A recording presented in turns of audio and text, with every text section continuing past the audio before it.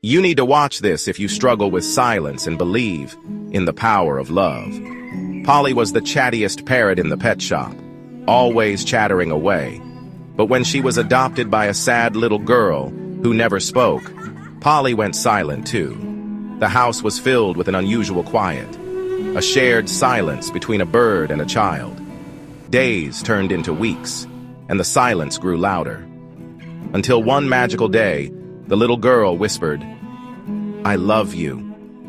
Polly chirped back, breaking the silence with a melody of love. Sometimes, silence speaks louder than words. And in that moment, the silence was filled with understanding and affection. Remember, love doesn't always need words.